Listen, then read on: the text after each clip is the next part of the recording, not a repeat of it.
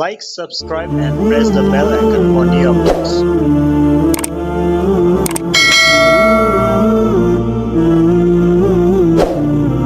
نحمده ونصلي ونسلم على رسوله الكريم اما بعد فاعوذ بالله من الشيطان الرجيم بسم الله الرحمن الرحيم يا ايها الذين آمنوا شهادة بينكم اذا حضر احدكم الموت حين الوصية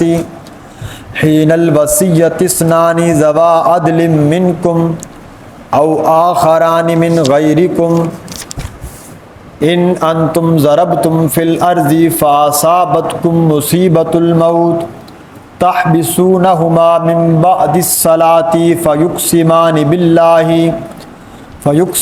باللہ ان ارتبتم لا نشتری بہ ثمنا ولو کان ذا قربى ولا نکتم شہادۃ اللہ انا اذا لمن الآثمین فَإِنْ عُثِرَ عَلَىٰ أَنَّهُمَا اسْتَحَقَّا إِثْمًا فَآخَرَانِ يَقُومَانِ مَقَامَهُمَا مِنَ الَّذِينَ اسْتَحَقَّ عَلَيْهِمُ الْأَوْلَيَانِ فَيُقْسِمَانِ بِاللَّهِ لَشَهَادَتُنَا أَحَقُّ مِنْ شَهَادَتِهِمَا وَمَا اعْتَدَيْنَا إِنَّا إِذًا لَمِنَ الظَّالِمِينَ ذَلِكَ أَدْنَىٰ أَن يَأْتُوا بِالشَّهَادَةِ عَلَىٰ وَجْهِهَا أَوْ يَخَافُوا أَن تُرَدَّ أَيْمَانٌ بَعْدَ أَيْمَانِهِمْ وَاتَّقُوا اللَّهَ وَاسْمَعُوا وَاللَّهُ لَا يَهْدِي الْقَوْمَ الْفَاسِقِينَ صدق اللہ العظیم۔ اللہم صلی علی سیدنا و مولانا محمد وعلی آل سیدنا و مولانا محمد وبارک وسلم ثم صلی علیہ۔ پچھلے سبق اور درس کے اندر کل کے سبق میں جو بات گزری اس میں ہم نے دین کے ایسے مسائل جس میں لوگوں نے اپنی طرف سے کچھ اضافہ کر رکھا تھا، اللہ نے فرمایا کہ یہ تعلیمات غیر اللہ ہیں، اللہ نے حرام نہیں کی، تم ان کو بلا جھجک کھاؤ، تمہارے اوپر کسی قسم کو کوئی فتویٰ نہیں۔ یہ مسئلہ بیان ہوا۔ اس کے بعد فرمایا کہ تم امر بالمعروف و نہی عن المنکر کرنے کے ساتھ ساتھ جب دیکھو کہ یہ لوگ باز نہیں آتے، اس پر مختلف صحابہ کے واقعات ہیں۔ ایک مرتبہ ایک صحابی رسول تشریف فرما تھے تو دیکھا کہ دو بندے آپس میں جھگڑ رہے ہیں، تو کسی نے کہہ دیا کہ یہ لوگ آپس میں جھگڑ رہے ہیں، آپ ان کو چھڑائیں، آپ ان سے۔ تو فرمایا کہ ان کو مسئلے کا علم بھی ہے، بتلایا بھی گیا ہے، اب اگر یہ خواہ مخواہ لڑنے ہی پر تلے ہیں، اب ہم اس میں کیا کر سکتے ہیں؟ یعنی انہوں نے اس آیت کو پھر تلاوت کیا۔ فرمایا کہ اللہ کہتے ہیں کہ جب تم ان کو مسئلہ سمجھاؤ، یعنی لوگ پھر بھی ماننے کو تیار نہیں، تو پھر فرمایا کہ تم اپنی ذات کی، اپنے گھر والوں کی اصلاح کی فکر کرو۔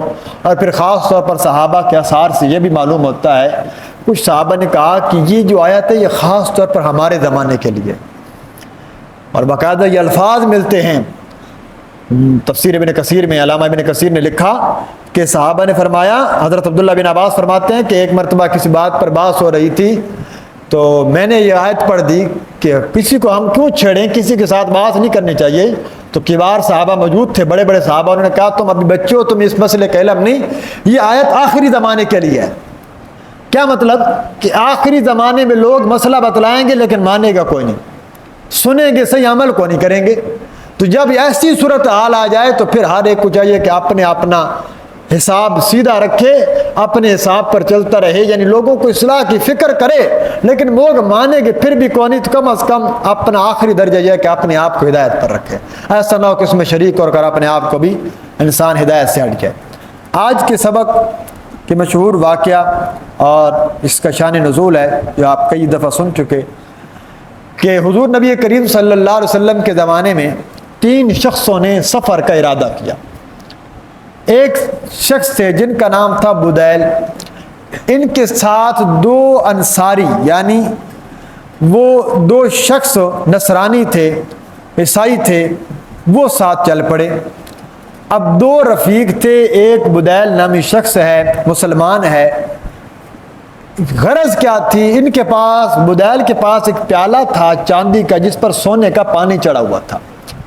مقصد یہ تھا کہ میں جاؤں گا شام کے بڑے بڑے وزراء کو یہ پیش کروں گا اور اچھی خاصی قیمت میں بک جائے گا، اور ساتھ کچھ اور سامان بھی تھا۔ اللہ کا کرنا ایسا ہوا جب موت آ جائے تو پھر وہ نہیں دیکھتی انسان سفر میں ہے، حضر میں ہے، کہاں پر ہے۔ بدیل پر مرض الموت یعنی موت کے آثار طاری ہو گئے۔ تو انہوں نے ایسا کیا، جلدی جلدی نا اپنے اس سامان کی ایک فہرست تیار کی اور اس میں اس پیالے کا بھی ذکر کیا اور سامان کے اندر کسی جگہ ڈال دی۔ ان دو عیسائیوں بندوں سے کہا جو ان کے ساتھ چل رہے تھے، عدی اور ایک اور شخص تھے، ان سے کہنے لگے کہ آپ ایسا کریں، تمیم اور عدی ان کا نام تھا، یہ میرے مرنے کے بعد مجھے یہاں دفن کر دینا اور میرا یہ سامان میرے گھر والوں کو پہنچا دینا۔ اب انہیں علم نہیں تھا کہ بدیل نے سامان کا رکا جو ہے سامان میں ڈال دیا ہے۔ انہوں نے سامان دیکھا تو انہیں قیمتی چیز وہی پیالہ ملا، آپس میں مشورہ کیا اور پیالہ وہیں پر بیچ دیا۔ 1000 درہم کا پیالہ بک گیا۔ 1000 درہم بڑی رقم تھی اس دور میں بھی، تو 500 دونوں بندوں نے آپس میں کر لیے، واپس آئے اور آ کر وہ پیالہ، وہ سامان اس کے گھر والوں کو دے دیا۔ اور جب شام کو انہوں نے گھر والوں نے سامان کھولا تو سامان میں وہ پرچی ملی۔ اب وہ انہوں نے پرچی کے ساتھ سامان ملانا شروع کر دیا تو دیکھا کہ پیالہ سامان میں لکھا ہوا ہے، لسٹ میں پیالہ سامان میں موجود نہیں ہے۔ وہ آئے اور بڑے طریقے سے انہوں نے سوال کیا، ایسا نہیں کیا کہ ہمارا پیالہ دو۔ انہوں نے کہا کیا ایسا ہے کہ ہمارا بھائی بیمار ہوا ہو اور تمہیں کوئی چیز بیچ کر اس پر لگانی پڑی ہو؟ انہوں نے کہا ایسی تو کوئی بات نہیں۔ کوئی چیز گم ہو گئی ہو؟ انہوں نے کہا ایسا بھی کچھ نہیں ہوا۔ کوئی ٹوٹ پھوٹ اس نے کچھ کہا ہو کہ میں سامان آدھا دے رہا ہوں آدھا رکھوایا ہو؟ یعنی جب انہوں نے ساری تسلی کر لی نا کہ کوئی اس ہمارے بھائی نے سامان سارا ہی ان کے حوالے کیا ہے، اب انہوں نے کہا کہ پھر ہمارا پیالہ واپس کرو۔ وہ پیالہ قیمتی پیالہ تھا، وہ لسٹ میں موجود ہے، تم نے وہ فوراً مکر گئے۔ حضور نبی کریم صلی اللہ علیہ وسلم کے پاس معاملہ آ گیا۔ اب یہاں یہ دو مسئلے ثابت ہوں گے۔ آقا کریم صلی اللہ علیہ وسلم کے پاس مقدمہ آتا ہے، اس بدیل کے گھر والے کہتے ہیں یا رسول اللہ انہوں نے پیالہ کہیں گم کر دیا، کہیں بیچ دیا، سامان میں پیالہ موجود ہے۔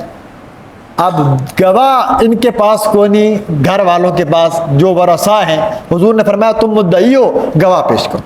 اب گواہ کہاں سے لاتے؟ وہ تو سفر میں معاملہ پیش آیا تھا۔ قانون کیا ہے؟ مدعی کے ذمے 2 مسلمان گواہ ہوتے ہیں اور مدعا علیہ کے ذمے قسم ہوتی ہے۔ مثلا میں ایک چیز پر دعویٰ کروں کہ یہ چیز میری ہے، اب اگلا بندہ جس کے قبضے میں وہ چیز ہے وہ مدعا علیہ بنے گا، میں مدعی ہوں، میں دعویٰ کر رہا ہوں کہ یہ چیز میری ہے۔ اب جب عدالت میں جائیں گے تو اسلامی قانون یہ ہے کہ میرے ذمے واجب ہے میں اس پر 2 گواہ پیش کروں کہ یہ چیز میری۔ اگر میں نہیں کرتا تو عدالت کہے گی ہاں بھائی آپ قسم دیں، وہ قسم کھا دے کہ جو چیز میرے قبضے میں موجود ہے یہ میری ہے، بس مقدموں سے وقت خارج ہو جاتا ہے، کوئی لمبی پیشیاں نہیں ہوتی۔ حضور علیہ السلام فرمایا گواہ پیش کرو۔ انہوں نے کہا یا رسول اللہ گواہ تو نہیں۔ فرمایا تم قسم کھاتے ہو؟ وہ تو تھے بھی عیسائی، اور فوراً کیا کر لی؟ قسم کھا لی کہ یہ پیالہ تو ہمارے پاس تھا ہی نہیں اور نہ اس پیالے کو ہمارے پاس کوئی علم ہے۔ معاملہ آیا گیا ختم۔ لیکن کہتے ہیں چوری کبھی چھپا نہیں کرتے۔ وہ گھر والے پیالہ تو دیکھا ہوا تھا، کچھ عرصے کے بعد بازار میں دیکھا ایک سونار کے پاس وہ پیالہ پڑا ہوا ہے۔ انہوں نے پوچھا بھائی تمہارے پاس پیالہ کیسے؟ انہوں نے کہا بھائی ہمیں تو تمیم اور عدی وہ فلاں 2 بندوں نے بیچ دیا ہے۔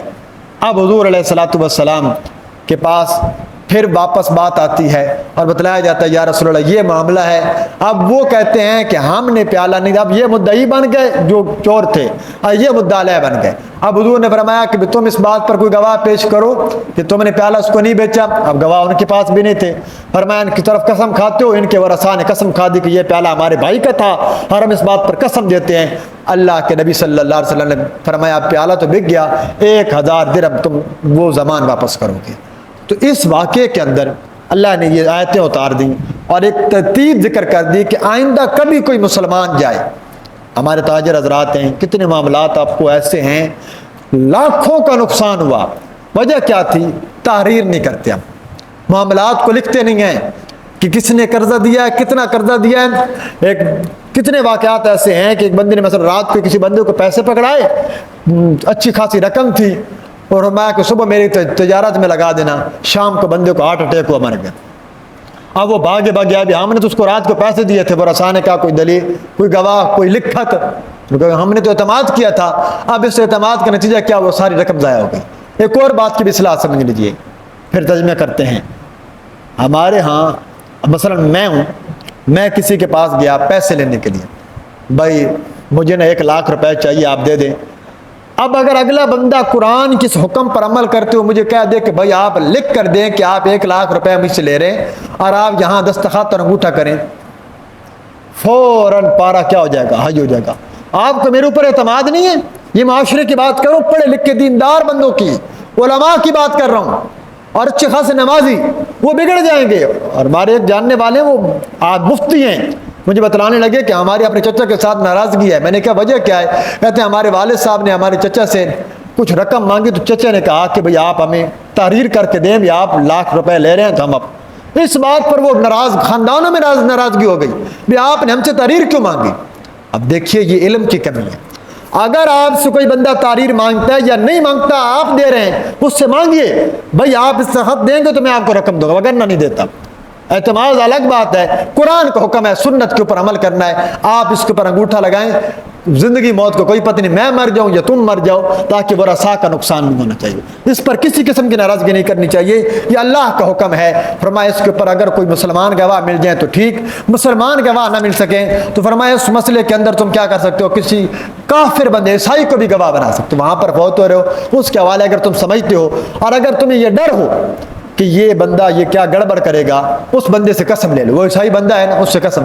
اب عیسائی سے قسم لینی ہے، عیسائی سے قسم لینی ہے وہ عصر کی نماز کے بعد۔ وجہ عیسائیوں کے ہاں بھی عصر کی نماز کے بعد کا جو وقت ہے وہ کہتے ہیں یہ بڑا متبرک وقت ہے، اس میں جھوٹ نہیں بول سکتے۔ اگر وہ جھوٹی قسم کھائیں تو اپنے مذہب کی وہ کیا کرتے ہیں، کہتے ہیں ہم بہت بڑی گستاخی کر بیٹھیں گے۔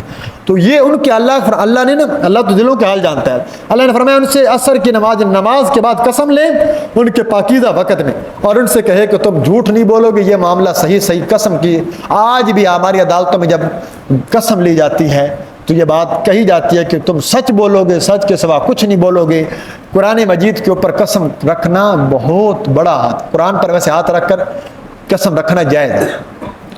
اگر قرآن پر یوں ہاتھ رکھنے سے قسم نہیں ہوتی، مثلا ایک بندہ کہتے ہیں قرآن پر، میں قرآن پر ہاتھ رکھا تو یہ چیز میرے پاس نہیں ہے، قسم نہیں ہے، الفاظ قسم ادا کرنے پڑیں گے، میں قرآن کی قسم کھاتا ہوں یا میں اللہ کی قسم کھاتا ہوں، تب قسم منعقد ہوگی۔ اگر کسی نے صرف ہاتھ رکھا تو اسے قسم منعقد نہیں ہوتی، ہاتھ نہیں، ہاتھ کے ساتھ قسم کے الفاظ بھی ادا کرنا چاہیے۔ تو اس سے بہت چھوٹے چھوٹے مسائل بھی نکالے، کسی مکان کے ساتھ، کسی ایسی چیز کے ساتھ اگر کوئی چیز خاص ہو جائے تو یہ سارا واقعہ تھا، اور اس واقعے کے ضمن میں اللہ نے یہ آیات اتاری۔ ان آیتوں کے اندر اسی مسئلے کا ذکر کیا جا رہا ہے، اگر ایسا معاملہ ہو تو اپنے معاملات کو ہمیشہ لکھ کر دیا کریں۔ حضرت مولانا ڈاکٹر عبدالرزاق اسکندر صاحب رحمۃ اللہ علیہ، یہ وفاق المدارس کے صدر رہے ہیں، ان کا اچانک انتقال ہوا، وفاق کے صدر تھے۔ وفاق المدارس بہت بڑا ہمارا مدارس کا بورڈ ہے، اور جامعہ بنوری اسلامیہ کے اندر ان کا جو مکتب تھا جس پر بیٹھ کر حدیث کا سبق پڑھایا کرتے تھے، ان کی وفات کے جب وہ مکتب کھولا گیا تو مختلف پیسے اور مختلف پرچیاں ملی، جس کے اندر لکھا ہوا تھا کہ یہ مدرسے کی رقم ہے، یہ بورڈ کی رقم ہے، اور یہ فلاں چیز کی رقم ہے، ہر ایک کے اندر پرچی ڈالی ہے۔ کوئی ایک رقم کے اندر کسی وارث کو بہان نہیں پڑا کہ یہ رقم کس کے لیے پڑی تھی۔ یہ بھی سنت طریقہ ہے۔ اللہ کے نبی صلی اللہ علیہ وسلم فرمایا، میں نہیں سمجھتا کہ جس بندے کے اندر تھوڑی سی بھی سمجھ ہے وہ ایک رات بھی بغیر وصیت کے نہ گزارے، اپنی وصیت لکھ کیا کریں، میرا مال کس کے پاس ہے، کتنا ہے، کیا لینا دینا ہے، وہ سارا معاملات لکھا پڑھو، یہ سنت ہے۔ اب آئیے ترجمہ دیکھیے اس چیز کے اندر کہ اگر ایسا معاملہ پیش آ جائے، موت کا وقت آ جائے تو ہمیں کیا کرنا چاہیے، قرآن کا فیصلہ کیا ہے اس معاملے میں، گواہی کا طریقہ کار کیا ہونا چاہیے، وہی ساری بات یہاں پر ذکر کی جا رہی ہے۔ فرمایا یا ایھا الذین آمنوا، اے ایمان والوں، شہادت بینکم، شہادت گواہی تمہارے درمیان، کب؟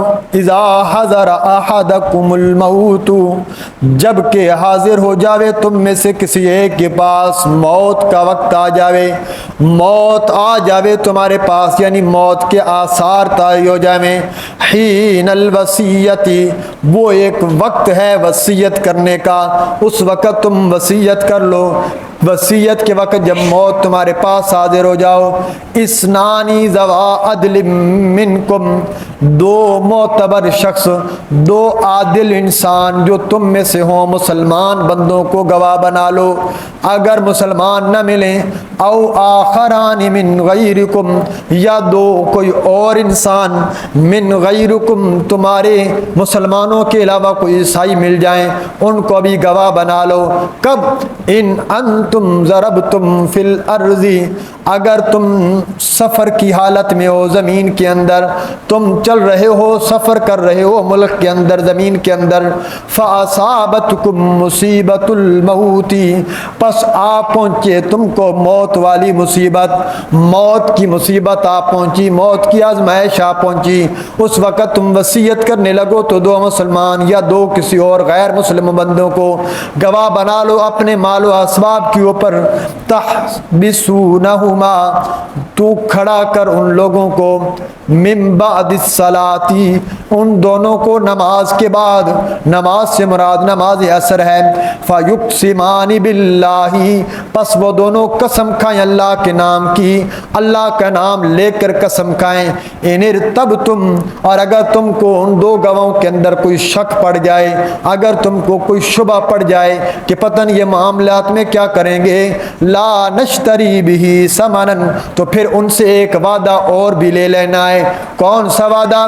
لا نشتری، ان سے کہو کہ وہ اس بات کا اقرار کریں، لا نشتری بھی ثمنا، کہ ہم نہیں خریدیں گے، ہم نہیں لیں گے اس قسم کے بدلے میں ثمنا، کچھ مال بھی، ہم اس قسم کے بدلے میں کوئی مال لے کر تمہارے اس گواہی کو جھوٹا نہیں کہیں گے، تمہارے اسباب کے اندر کوئی غلطی نہیں کریں گے، وَلَوْ كَانَ ذَا قُرْبَى، اگرچہ مد مقابل، اگرچہ مد مخالف ہمارا کوئی قریبی رشتہ داری کیوں نہ ہو، ہمارا سگا بھائی بھی کیوں نہ ہو، ہم اس کے خلاف بھی گواہی دے دیں گے، اس کے خلاف بھی ہم اپنی قسم دے دیں گے، وَلَا نَكْتُمُ شَهَادَةَ اللَّهِ، اور ہم ہرگز نہیں چھپائیں گے اللہ کی اس گواہی کو، اِنَّا إِذًا لَّمِنَ الْآثِمِينَ، اور اگر ہم نے ایسا نہ کیا تو پھر ہم گنہگار لوگوں میں شامل ہو جائیں گے، پھر ہم تو بڑے خطا کار لوگوں میں شامل ہو جائیں گے۔